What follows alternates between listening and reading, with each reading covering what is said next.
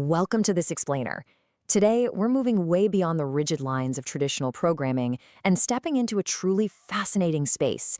We're talking about a world where machines don't just execute static commands, but actually borrow some of the most ingenious tricks from biology to solve incredibly complex problems. So, have you ever wondered how a machine can actually literally evolve? I want you to imagine a computer program that isn't just handed a fixed answer. Instead, it generates random guesses, breeds the best ones together, and evolves to find the absolute best possible solution entirely on its own. It sounds totally like science fiction, right? But it's actually a very real, very powerful technique used in artificial intelligence right now. Here's our quick roadmap for today's explainer. First, how machines can evolve. Then, the basic evolutionary cycle. Next, the 3 genetic operators. After that, real-world machine learning uses. And finally, advantages and limitations. All right, let's jump right into part 1. How machines can evolve. Basically, what we're looking at here is called a genetic algorithm. It's a search and optimization technique directly inspired by biological evolution. We are taking the exact same Darwinian principles of survival of the fittest that you probably remember from high school biology, but we're applying them to candidate solutions inside a computer. So instead of a population of animals adapting to survive in a jungle, we have a population of code variations adapting to solve a specific mathematical or predictive problem, constantly improving generation after generation. Which brings us nicely to section 2, the basic evolutionary cycle. So, how does this actually work in practice? Well, it happens in a continuous loop of 6 steps.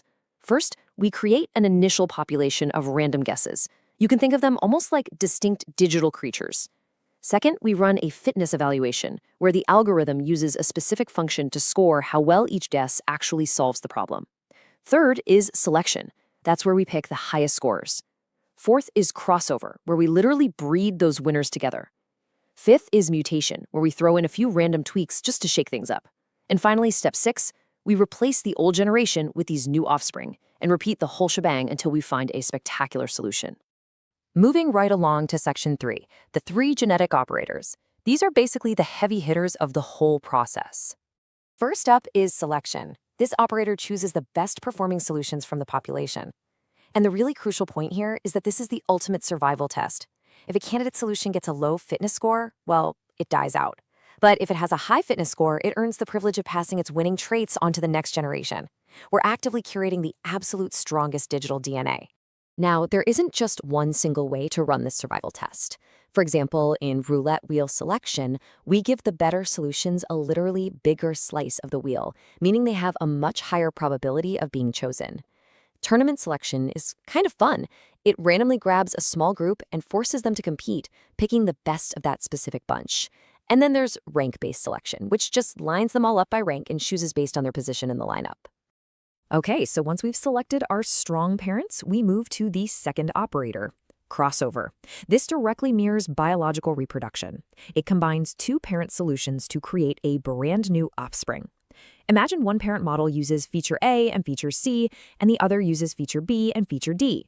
Crossover splices their digital DNA together to hopefully create a child model that utilizes the best of both, say feature A and feature D.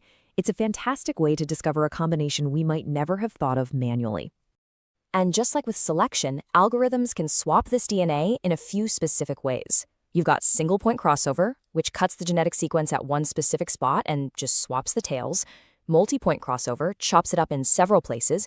And uniform crossover literally flips a coin for every single trait to decide which parent it comes from. These are really the core engines of discovery in our algorithm. Then we have the third and final gear, mutation. This introduces small, random changes into a candidate solution. You might be wondering, why is this even necessary? Well, because if you only ever breed the traits you already have, your population eventually becomes inbred and identical. You risk getting trapped in what's known as a local optimum, which is basically a solution that looks good locally, but isn't the absolute best answer out there.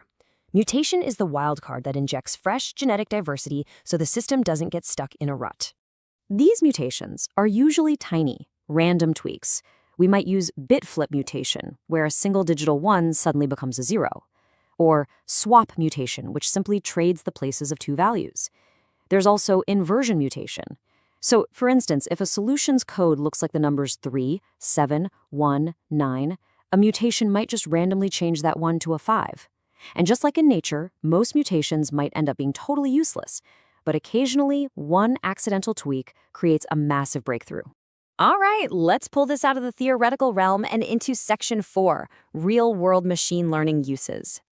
Honestly, try to feel the sheer relief of this scenario. Imagine you're building a house price prediction model and you have 100 possible features you could use: square footage, school districts, roof type, on and on. Manually testing every single combination of 100 features is literally impossible. You're talking about billions of ways to combine them. Instead of manually guessing, a genetic algorithm explores the subsets and naturally evolves the perfect combination for you.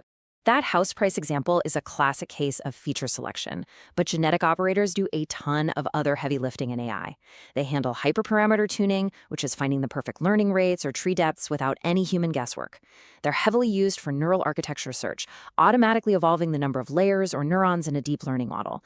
They even handle ensemble optimization, figuring out exactly which combination of different AI models produces the strongest overall prediction. And because of this, there is incredible versatility across different industries. As you can see, healthcare uses this for medical prediction features. Finance uses it for forecasting and optimizing risk models.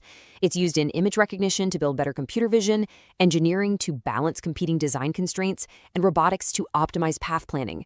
It's just wild that the exact same evolutionary code can optimize a robot's walking path and predict financial market risk. Now, to be completely objective, we have to acknowledge that genetic algorithms aren't always better than traditional math.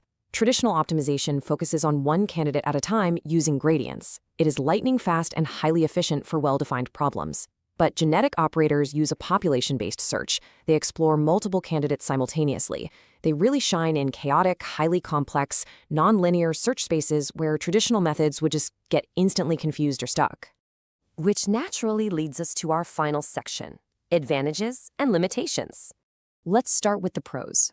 To reiterate, the sheer power of these operators, they can explore massively complex solution spaces all at once. And because of that mutation factor we talked about, they're fantastic at avoiding those poor local solutions. They handle multi-objective optimization brilliantly, and they absolutely do not require gradient information to function. They figure things out simply by testing fitness. But we do have to bring ourselves back to earth for a second. The limitations are very real. First off, they can be incredibly computationally expensive. Running thousands of models for thousands of generations takes some serious computing power. There's also the risk of premature convergence, where the population loses diversity too fast and just settles on a mediocre answer. Setting the exact right mutation and crossover rates is notoriously